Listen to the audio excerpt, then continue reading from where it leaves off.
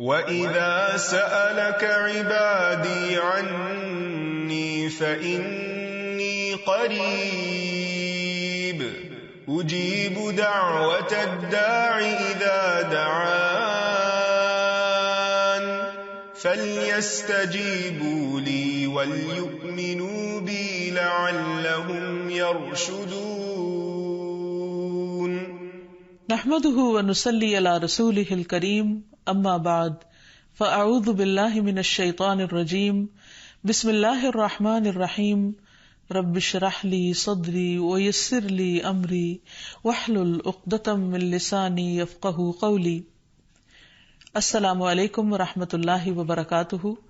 ناظرین، پروگرام دعا کیجئے کے ساتھ آپ کی خدمت میں حاضر ہیں۔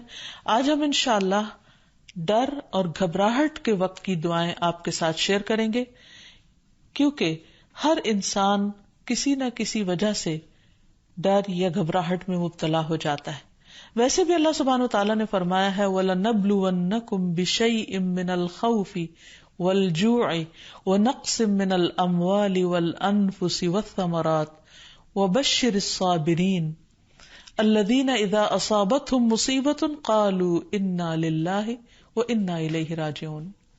وَلَنَبْلُوَنَّكُمْ، اور البتہ ہم ضرور آزمائش کریں گے تمہاری، ضرور آزمائیں گے تم کو، بِشَيْءٍ، ساتھ کسی بھی چیز کے، من الخوف، خوف میں سے، تو سب سے پہلے خوف کا ذکر کیا گیا، والجوع، اور بھوک، ونقص من الاموال، اور مالوں کی کمی، والانفس، جانوں کی، والثمرات، اور پھلوں کی، وبشر الصابرین، اور خوشخبری دے دو صبر کرنے والوں کو۔ کون ہے وہ کہ جب انہیں کوئی مصیبت آتی ہے تو وہ کہتے ہیں انا للہ و انا الیہ راجعون، بے شک ہم اللہ کے لیے ہیں اور اللہ ہی کی طرف پلٹ کر جانے والے ہیں۔ اولئک علیہم صلوات من ربہم ورحمہ، ایسے لوگوں پر اپنے رب کی طرف سے نوازشیں ہیں اور رحمت ہے۔ واولئک هم المہتدون، اور یہی سیدھی راہ پر ہے، ہدایت یافتہ ہے۔ تو اس لیے بہت ضروری ہے کہ ہم خوف اور غم اور گھبراہٹ اور تکلیف اور پریشانی کے موقع پر وہ کام کریں جو ہمارے رب کو پسند ہے، تاکہ ہم صحیح راہ پر ہوں۔ اور صحیح راہ پر چلنے کا فائدہ یہ ہے کہ انسان قیامت کے دن اپنے رب سے جا ملاقات کرے گا، اس حال میں کہ رب اس سے راضی ہوگا اور وہ رب سے راضی ہوگا۔ اس سے بڑی انسان کی سعادت اور کیا ہو سکتی۔ تو پھر ہونا کیا چاہیے؟ یہ کہ انسان ڈر اور گھبراہٹ میں اللہ تعالی کی طرف رجوع کرے۔ اللہ تعالیٰ کی طرف اس لیے رجوع کرے کہ پوری کائنات اسی سے سوال کر رہی ہے، اسی کی طرف رجوع کرتی ہے۔ قرآن مجید میں آتا ہے یسألہ من فی السماوات والارض، اسی کے آگے ہاتھ پھیلائے ہوئے، اسی سے سوال کرتے ہیں وہ سب جو آسمانوں میں اور جو زمین میں ہے۔ یعنی ساری مخلوق اپنے رب کی طرف رجوع کرتی ہے ہر ضرورت میں۔ جیسے ایک موقع پر ایک حضرت سلیمان علیہ السلام نے ایک چیونٹی کو دیکھا کہ وہ ہاتھ اٹھائے آسمان کی طرف دعا کر رہی تھی بارش کے لیے۔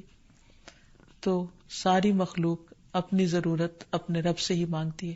تو انسان کو بھی چاہیے کہ وہ غیروں کی طرف نظر اٹھا کے نہ دیکھے، صرف اپنے رب کی طرف نظر اٹھائے اور اسی سے مانگے اور اسی سے فریاد کرے۔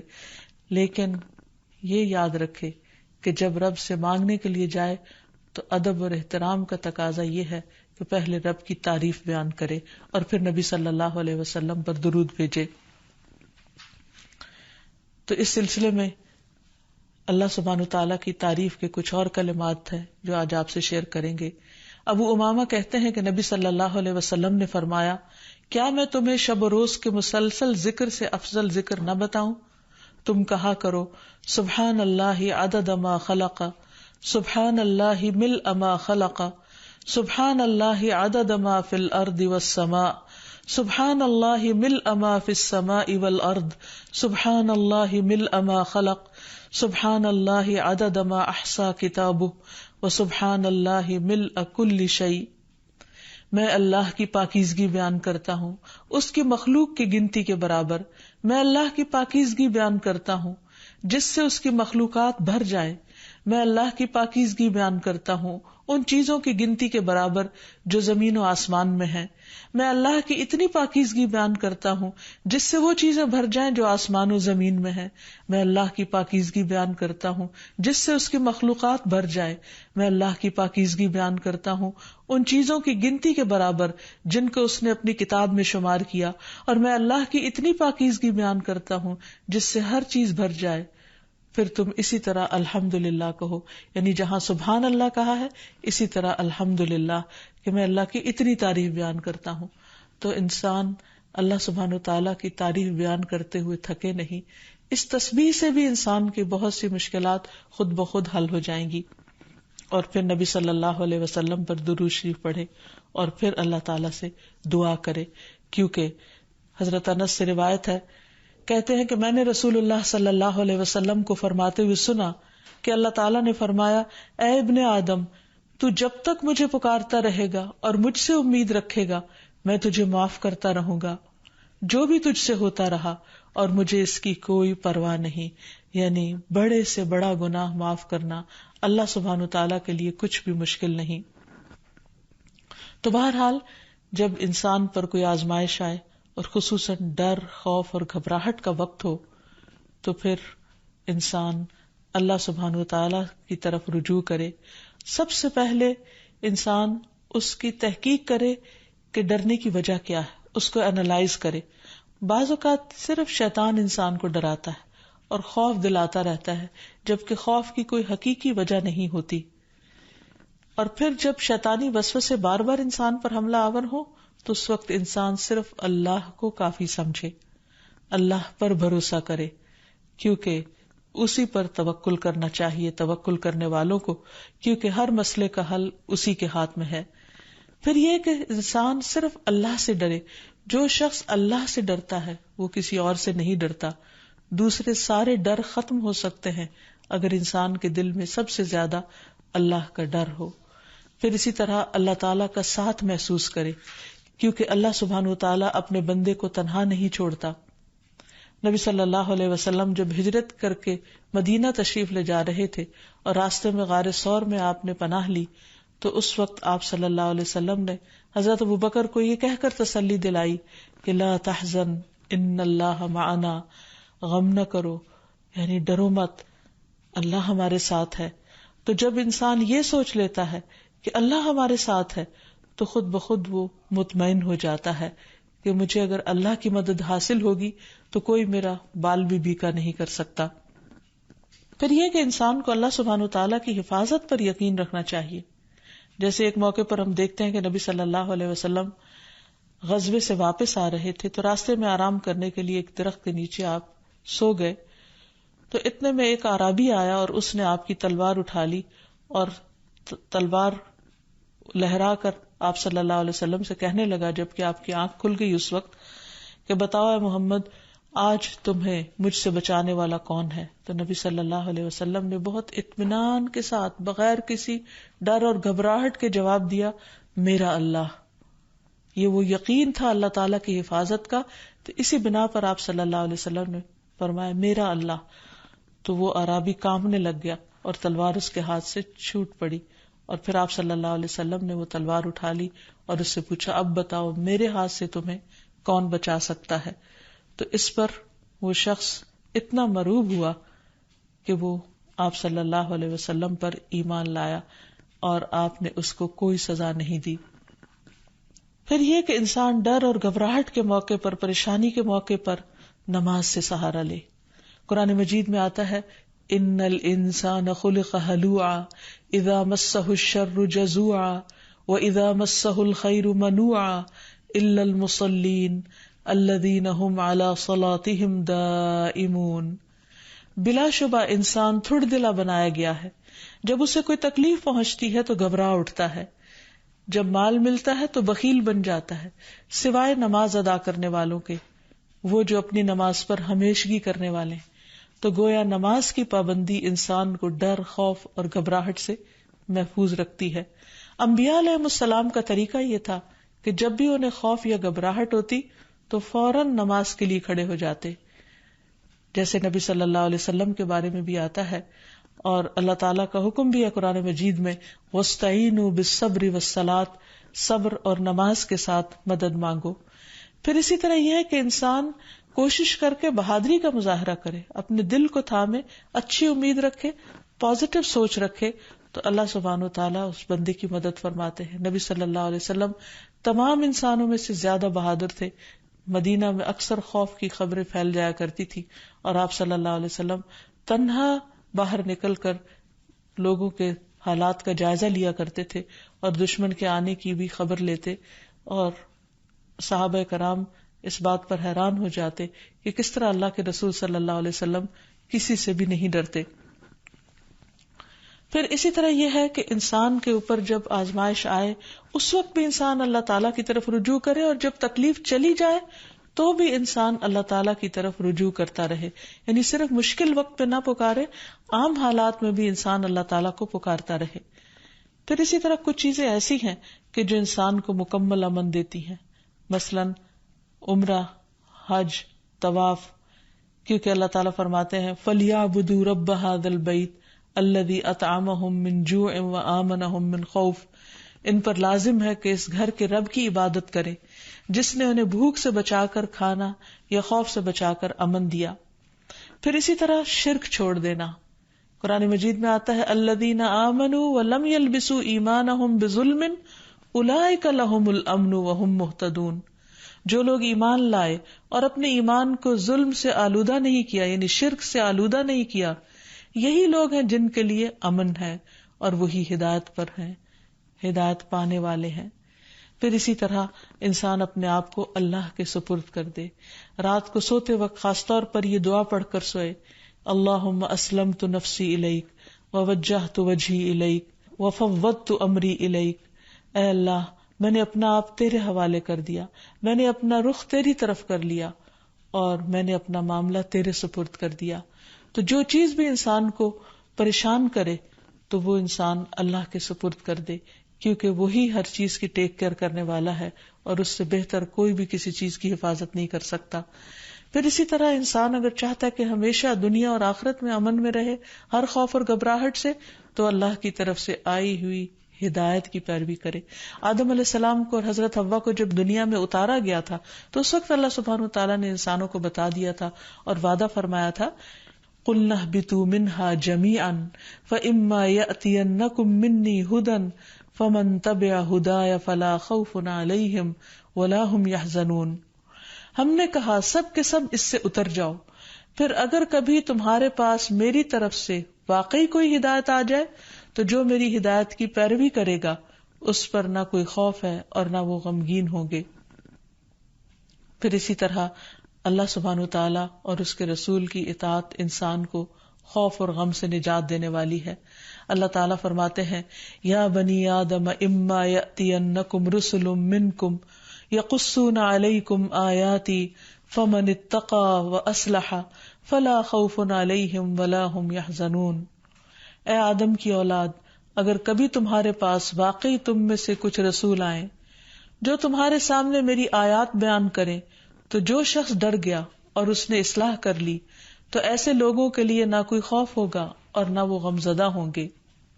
پھر اسی طرح دین پر استقامت اختیار کرنا انسان کو خوف سے نجات دیتا ہے.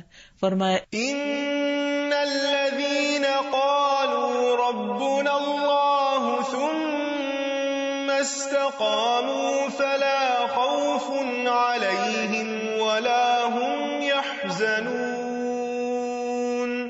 یقیناً وہ لوگ جنہوں نے کہا اللہ ہمارا رب ہے اور اس پر پھر جم گئے، ان پر نہ کوئی خوف ہوگا اور نہ وہ غمگین ہوں گے. پھر اسی طرح انسان اپنے فرائض کی ادائیگی کرتا رہے، اور اگر فرائض ادا کرتا رہے گا تو اس پر کوئی خوف اور غم نہ ہوگا. اللہ تعالیٰ فرماتے ہیں ان الذین آمنوا وعملوا الصالحات واقاموا الصلاة وآتوا الزکاة لہم اجرہم عند ربہم ولا خوف علیہم ولا ہم یحزنون. بے شک جو لوگ ایمان لائے اور انہوں نے اچھے کام کیے، نماز قائم کرتے رہے اور زکوٰۃ ادا کرتے رہے، ان کا اجر ان کے پروردگار کے پاس ہے، انہیں نہ کوئی خوف ہوگا اور نہ وہ غمگین ہوں گے. اسی طرح صدقہ بھی انسان کو خوف اور غم سے نجات دیتا ہے. قرآن مجید میں آتا ہے الذین ينفقون اموالهم فی سبیل اللہ ثم لا يتبعون ما انفقوا منا ولا اذى لهم اجرهم عند ربهم ولا خوف علیہم ولا هم يحزنون. جو لوگ اللہ کے راستے میں اپنا مال خرچ کرتے ہیں پھر خرچ کرنے کے بعد نہ احسان جتلاتے ہیں اور نہ دکھ دیتے ہیں، ان کے لیے ان کا اجر ان کے رب کے پاس ہے. ایسے لوگوں کو نہ کوئی خوف ہوگا اور نہ وہ غمگین ہوں گے. ایک اور جگہ پر فرمایا الذین ينفقون اموالهم باللیل والنہار سرا وعلانیہ فلہم اجرہم عند ربہم ولا خوف علیہم ولا هم يحزنون. جو لوگ دن رات کھلے اور چھپے اپنے مال خرچ کرتے ہیں انہیں اپنے رب سے اس کا اجر ضرور مل کر رہے گا. ایسے لوگوں کو نہ کچھ خوف ہوگا اور نہ وہ غمگین ہوں گے. اور اب کچھ دعائیں اور تسبیحات جو انسان کو خوف سے نجات دیتی ہیں، غم سے نجات دیتی ہیں. سب سے پہلے تو رسول اللہ صلی اللہ علیہ وسلم کی ایک حدیث کہ آپ نے فرمایا جو رات سے خوف آئے کہ وہ اسے پریشان کرے گی، کچھ لوگوں کو اندھیرے سے ڈر لگتا ہے، یا مال کے ساتھ بخل کرے کہ وہ خرچ ہو جائے گا، یعنی کسی کو کچھ دیتے ہوئے اس کے دل میں گھبراہٹ ہوتی ہے، یا دشمن کے ساتھ بزدلی کرے کہ وہ اسے قتل کر دے گا، یعنی دشمن کا خوف ہو جان سے جانے کا، تو اسے چاہیے کہ وہ اس قول کی کثرت کر دے سبحان اللہ و بحمدہ سبحان اللہ و بحمدہ سبحان اللہ و بحمدہ. اللہ پاک ہے اور اسی کی تعریف ہے، کیونکہ یہ اللہ کے نزدیک سونے کا پہاڑ اللہ کے راستے میں خرچ کرنے سے زیادہ محبوب ہے. یعنی اتنی قیمتی تسبیح ہے کہ اگر ایک انسان اللہ کے راستے میں ایک پہاڑ صدقہ کرے تو اس سے بھی زیادہ اس تسبیح کا فائدہ اور اثر ہوگا. کتنے مختصر سے کلمات ہیں جن میں اللہ تعالیٰ کی حمد و ثنا بیان ہوئی ہے. یعنی انسان اس وقت تک ذکر اور ورد کرتا رہے جب تک کہ اس کا دل سکون میں نہ آ جائے. ایک اور روایت میں آتا ہے عبداللہ ابن عمر رضی اللہ عنہ روایت کرتے ہیں کہ رسول اللہ صلی اللہ علیہ وسلم ڈر یا گھبراہٹ کے موقع پر انہیں یہ کلمات سکھایا کرتے تھے اعوذ بکلمات اللہ التامۃ من غضبہ وشر عبادہ ومن ہمزات الشیاطین وان یحضرون. میں اللہ کے کامل کلمات کی پناہ میں آتا ہوں، اس کی ناراضگی سے، اس کے بندوں کی شرارتوں سے، شیطانوں کے وسوسوں سے، اور اس بات سے کہ وہ میرے پاس آئیں. پھر اسی طرح ڈراؤنے خواب سے بچنے کے لیے بھی نبی صلی اللہ علیہ وسلم نے یہی دعا پڑھنے کے لیے فرمایا. پھر اسی طرح ڈراؤنے خواب سے بچنے کے لیے بھی نبی صلی اللہ علیہ وسلم نے یہی دعا پڑھنے کو کہا ہے. پھر اسی طرح رات کو نیند میں گھبراہٹ کی دعا، یعنی یا نیند آئے نہ، یا نیند کے اندر انسان خوف کھائے یا اسے گھبراہٹ شروع ہو جائے، تو اس کے بارے میں خالد بن ولید روایت کرتے ہیں کہ میں رات کو نیند میں گھبرا جایا کرتا تھا. پھر میں نبی صلی اللہ علیہ وسلم کے پاس حاضر ہوا تو میں نے عرض کیا میں رات کو نیند میں ڈر جاتا ہوں تو میں اپنی تلوار اٹھا لیتا ہوں اور جو چیز سامنے آتی ہے اسے تلوار سے مار ڈالتا ہوں. تو رسول اللہ صلی اللہ علیہ وسلم نے فرمایا کیا میں تمہیں وہ کلمات نہ سکھاؤں جو مجھے روح الامین نے سکھائے ہیں، یعنی جبریل امین نے؟ کہو اعوذ بکلمات اللہ التامات التی لا یجاوزہن بر ولا فاجر من شر ما ينزل من السماء وما يعرج فيها ومن شر فتن الليل والنهار ومن كل طارق الا طارقا يترك بخير يا رحمن. میں اللہ کے تمام کلمات کے ذریعے پناہ مانگتا ہوں جن سے آگے نہ کوئی نیک اور نہ کوئی فاجر بڑھ سکتا ہے، ان تمام چیزوں کے شر سے جو آسمان سے اترتی ہیں اور جو آسمان کی طرف چڑھتی ہیں، اور رات اور دن کے فتنوں کے شر سے، اور رات کو ہر آنے والے کے شر سے، سوائے اس کے جو خیر کے ساتھ آئے، اے نہایت رحم کرنے والے. پھر اسی طرح انسان کو صبح شام عافیت کی دعا بھی پڑھنی چاہیے. ابن عمر رضی اللہ عنہ کہتے ہیں کہ رسول اللہ صلی اللہ علیہ وسلم صبح و شام ان دعاؤں میں سے کسی دعا کو چھوڑتے نہیں تھے.